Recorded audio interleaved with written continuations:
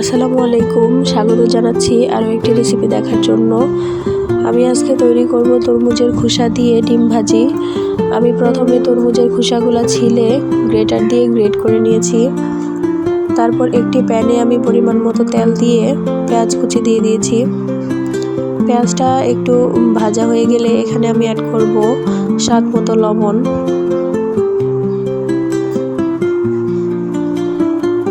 তারপরে একটু নাড়াচাড়া করে আমি এখানে দিয়ে দিচ্ছি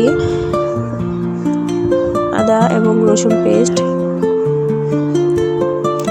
তারপর সবগুলোকে একটু ভেজে আমি 2টা ডিম অ্যাড করব। এখানে ডিম পেঁয়াজের সাথে ভালোভাবে মিশিয়ে আমি ভালোভাবে ভেজে দিচ্ছি।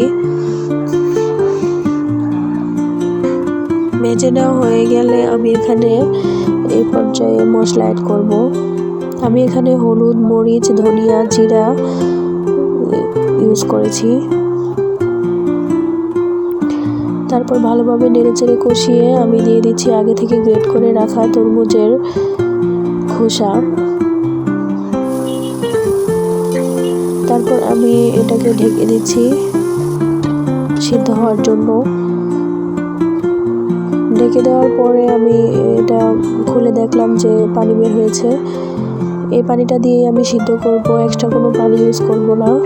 শেষ পর্যায়ে আমি কাঁচামরিচ ফালি অ্যাড করেছি। হয়ে গেল তরমুজের খোসা দিয়ে ডিম ভাজি। এটা খেতে খুবই মজা হয়, আপনারা ট্রাই করতে পারেন। ধন্যবাদ।